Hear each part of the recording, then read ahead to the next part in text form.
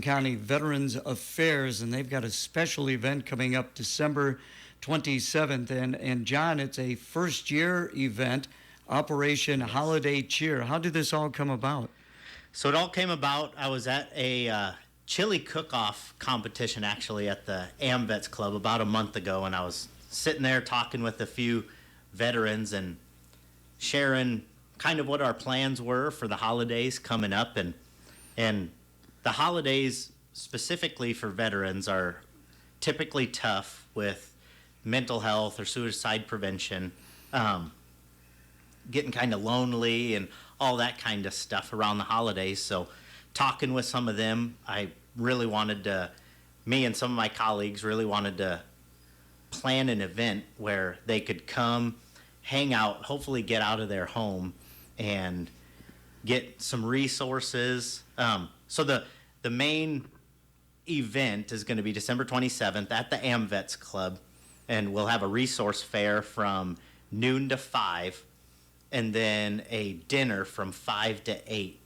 And the resource fair is going to highlight suicide prevention. So Iowa City VA's suicide prevention team is going to come have a table. The Vet Center from the Quad Cities is going to have a table.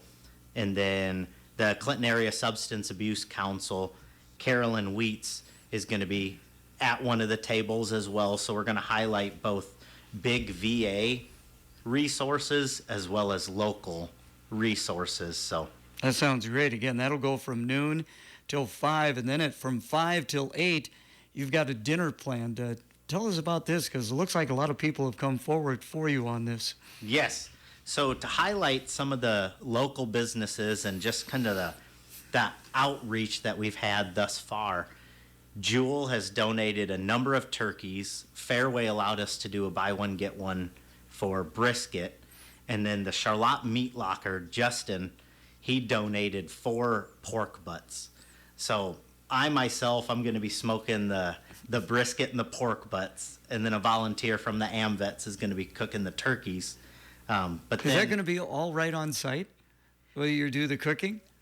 That's still up in the air. Okay, all right. Because I'm planning on starting it at least 20 to 24 hours before the event. So kind of take my time with it, But the AMVETS Auxiliary is planning on cooking all the desserts, bacon, pies, and different things like that. And then family, I've had a handful of volunteers reach out to make casseroles, all the side dishes. So I think we're going to have an amazing amount of food. So I hope we have an equal amazing turnout. I know your family. You're a North Ender-like guy, and the Brays grew up there near Main Avenue on 5th Street. And there's a bunch of you, so that's great to hear. So now, do people need to register, or how does that work? No registrations needed. Just come and show up.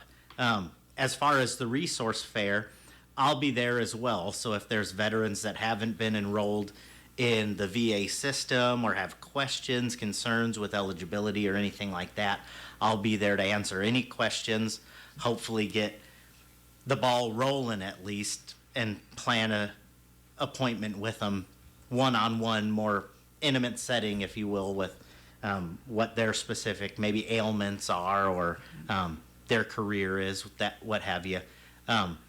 But try to get them set up and established in the VA resources and systems. So. Again, visiting with John Bray, the Clinton County Veterans Affairs, 242-1151 is the number. Where are you guys located at?